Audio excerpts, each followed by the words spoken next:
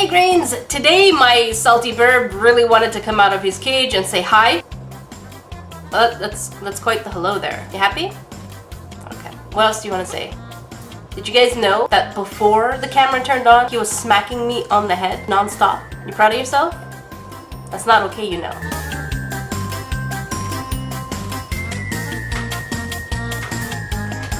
Alright, I'm putting you back away. You're way too distracting. We're just not gonna get a video done. Is that okay with you? Alright, let's go. Come. I said, come here. Don't make me do it. Why you make me yell at you?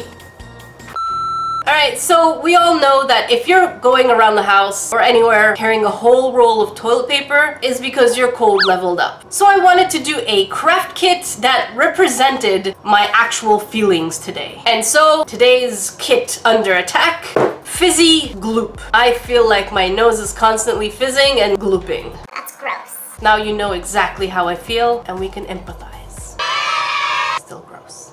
The weird thing about this kit is that there's just no information whatsoever written on the outside of the box. Other than some of the materials, I don't know what's going on. Like, what's turned fizzy reactions into slimy goop?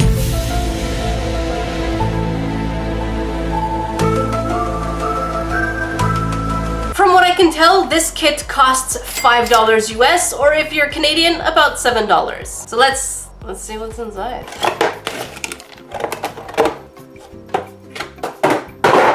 Before we go on, another thing that already bugs me, when boxes of actual craft kits don't display the end result as it is in real life, but instead decide to do a drawing. That is always bad news. So if you see a craft kit and it's doing drawings instead of real things, beware, be salty, and get ready to be insulted. Here's what we get inside. Powders, Fizzy Gloop mix. Wow, the cold really got me cracking. Fizzy Gloop mix. I have a deep voice now. Sodium, the tissue chirper. Baking soda, Fizzy Gloop solution, the container and a spoon, popsicle stick, glitter. Wait a minute. I'm pretty sure it clearly says confetti. Where are we getting trashy glitter and not confetti? I feel still already insulted. And don't start saying, you did it wrong, Jaggy. Jaggy didn't do it wrong, okay? The kit packed it wrong, okay? In the trash. Wait, not yet. Let's test it out first. Let's not jump to conclusions. Zen mode.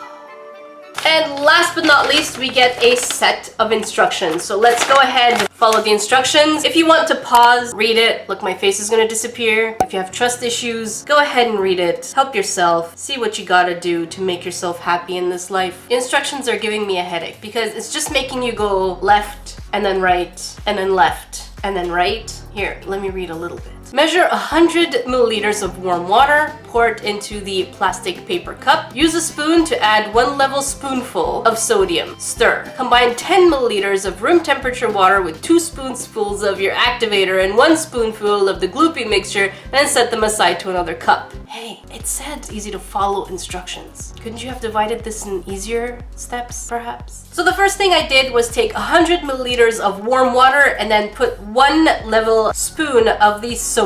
According to the instructions, this is our activator. Now I'm adding 10 milliliters of room temp water, 2 spoonfuls of the activator, and 1 spoonful of the Fizzy Gloop mixture. Okay, hang on, Grains, this is really confusing. First we have our mixture with the sodium and warm water, and they said this is our activator. And now we're making a second activator. This is so confusing. Like, I'm an adult, and I am confused. Why do we need 2 activators? And why can't you call it something else other than activator and activator again? Now we're adding 40 milliliters of the liquidy solution that looks like glue with a spoonful of baking soda. I wish I could tell you what it smells like, but my nose is pretty blocked. Alright, so supposedly this is the moment of truth where we're supposed to do this activator with this activator, because they call them both activators. And it's supposed to start fizzing, so let's see how long it takes. Once it fizzes, I'm supposed to mix it and essentially just become slime. Alright, time to mix this in slowly, they said. Okay. Oh, it is starting to fizz. Oh my god. Did they say how much to put in there? They just said the whole thing. Yeah, the whole thing.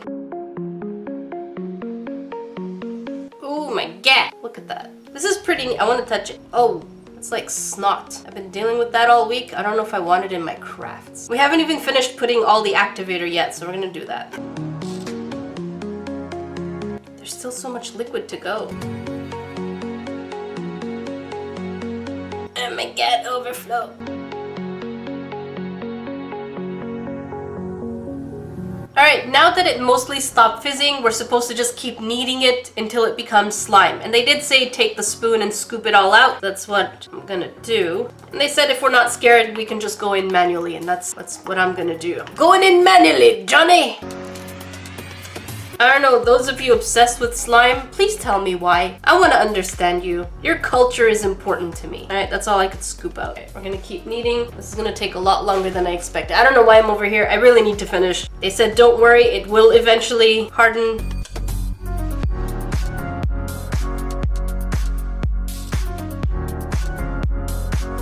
And here it is after approximately 7-ish minutes of kneading it and working it. It does have a really nice fluffy texture, that I do have to admit. It's pretty light, and I think it makes those sounds that y'all like. Let's hear it.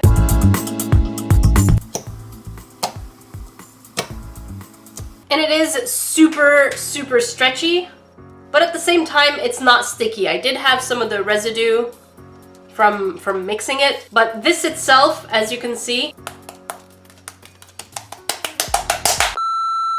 it's not sticky, so it's gloopy, but not sticky. That's what I would assume that you grains like. The glitter in there isn't half bad, but I am disappointed that it's not confetti as it promised. Oh, another thing that bugs me. It takes 40 milliliters to make one batch of this fizzy slime. Guess how much of this they give us? 70. Just 10 under the fact that we can make 2 of them. Why are you giving me 70 milliliters of something that I needed 80 of to make 2? And yet you give me so much extra of the powders. What's the point? Either they are wasting resources or they're trying to bait you into buying more of the kits. It makes absolutely no sense in terms of their mathing. Either give me enough to make 1 or give me enough to make 2. Capiche? Before we go over and have a chat, last week I asked you, what should we name this little critter? I gave so many clever names, but y'all chose Chad. Don't you know that Chad betrayed us with Papa? Am I a Greg? I am a Greg, but being a grain is better than a Greg. Prove me wrong. Time to find out. Is this kit worth it? If you're new to the salt, it's part of our veins, and not just that, but you know, sometimes when your skin gets dry and there's like little white stuff on top, that's the salt trying to come out through your veins and coat your body. So we're a good snack. All that to say, we live with the cons. So the first con is there's no information on this box. Let's say you see it on the shelf, you're like, maybe I want to pick it up, I'm not sure, let me read what's on it. You know, at least even with shampoo we have information, but with this, nada. The second con is I am always very skeptical when a craft kit shows you a drawing instead of the actual finished product. There's always something very worrisome about that. The box says confetti, but really what we're getting is just glitter. Where is the confetti? That is pretty misleading. Don't do that. The instructions were pretty confusing the way that they were laid out. I'm pretty sure it's not that hard to follow because I did it. But the fact is, the way they put it next to each other was kind of confusing and a little wordy. Continuing with the instructions, one of the issues definitely has to do with the measurements, and they don't tell you what to use in terms of the cup. They do at some point say the beaker, but at that point, I had already filled it with 100 milliliters of water for the first activator. So can you please be a little more clear? The bags with the powders, non-resealable. Do I need to say more than that? That's not okay. We have so many powders in non-resealable bags. Throughout the whole project, I needed 3 different containers and they give us only 1. This next con is pretty nasty. Why?